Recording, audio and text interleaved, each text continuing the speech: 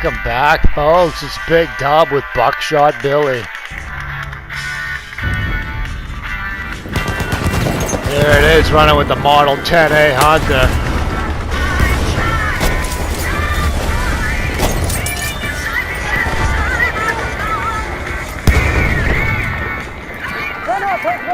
Gas grenade in hand.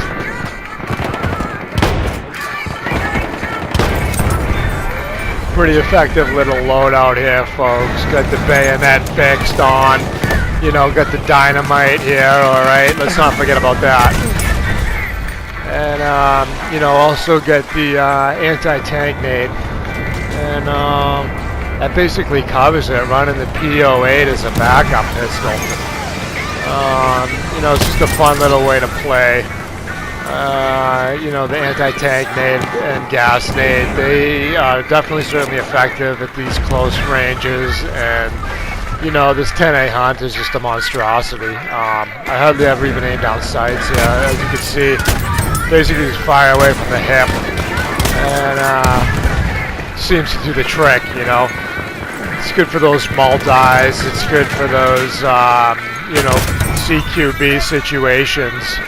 As you can see, it's just extremely powerful, you know, reliable, accurate weapon.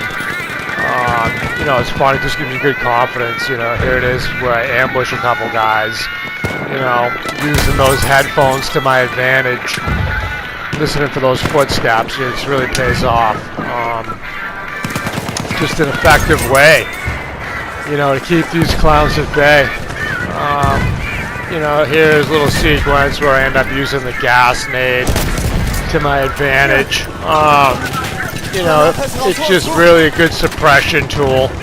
And then also too, when you're running the shotgun, you can easily pop on that gas mask and you really don't lose much because you're just firing away from the hip anyway. Now there it is to where I get a couple gas nade kills after a shotgun kill. And you know, here's a little example to where, you know, this thing's still effective at range. You know, the guy basically 30, 40 yards out, and I still put him to rest. But here's where it really shines, is at these close ranges. You're just going to have the upper hand every time. You know, so, like I said, it carries 6 rounds. You're just easily able to clear out a house, take out a squad. You know, especially playing these smaller, you know, these smaller game modes like War Pigeons, to where, you know, you're going to be running into multiple guys at once. But basically, if you can kill a whole squad, that's basically it. It's not like one of these 64 player game rounds where, you know, you need the bigger clips and the bigger guns. You know, it's more essentially like, hey, if I can make it work with these 6 rounds and basically able to defend myself and or take out a whole objective, as far as, you know, dropping 5 or 6 guys in a row. And you'll see what I mean as far as that goes. But here it goes one more time to where, you know, I'm able to chase this clown down and put him to rest. You know, and, you know, here's a little 3-piece where these guys are on the grassy knoll, and I just basically pull out a big poppy. You know, and you'll see that squad wiped again and again. And once again, you know, not to, you know, be too redundant here, but just when you're playing these small game modes like War Pigeons, the one squad is basically half the team. So if you can clean them up, you know, it opens things up a little bit, and then you're able to regroup and then get right back into the action. You know, it's just a good little loadout for these smaller game modes. Now, once again, I'm able to use my headphones to my advantage there. Now, this guy gets the upper hand only because his buddy kind of gets in the way, but I'm able to suppress him anyway. Now, you know, I get a little bit too much into the mix maybe, but there really is no such thing with the 10A Hunter, because like I said, you're going to be able to drop 5 to 6 guys easily in a row. Now, the gas grenade helps, the anti-tank nade helps as well, because it's able to throw a little something different at them. Now, And the PO8 is just a great backup. Now, there's not too much pistol action in this one, I don't think. Like I said, I'm revisiting this one here. It's kind of an ad-lib commentary, so bear with me, folks. But here it is to where I use the gas nade again to my advantage. And, you know, just keeping it moving. Basically, staying on these edges, trying not to just put myself completely out there. You know, you want to be able to ambush guys and kind of, you know, catch them off guard like I do here.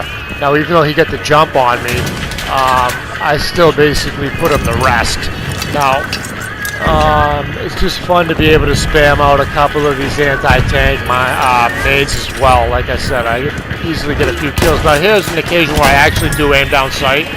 And as you can see, I don't even get the clown, so I just go back to hip firing. It's basically just as effective as far as I'm concerned. Now, here's another fun sequence where I'm using the nades to my advantage as far as suppressing these guys from coming through the gate here. Now, they're writing the note here on the other side of the wall, so I decided to strap on the mask and follow suit.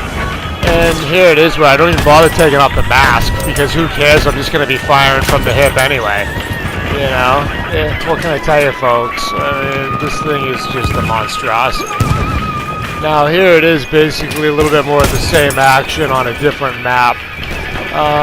You know, same type tactics, just keeping it tight, using these buildings to my advantage, you know. Trying not to get out in the open too much, and just, that's the key. You know, flanking these guys, catching them off guard, and you're just able to clean up. Here it is again at like 30 yards, I'm able to put the guy down.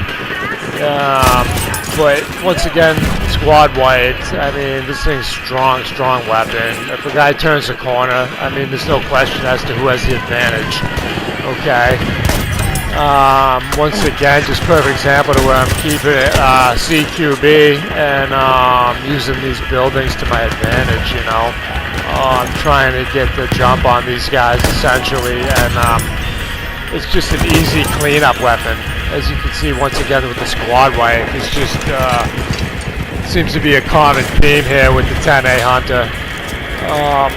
Now there you got a quick glimpse of the PO8. I don't think I barely do use it in this particular sequence of gameplays that I pieced together. Now, believe it or not, it really didn't take me too much to get this footage. It was just, I think, 3 games.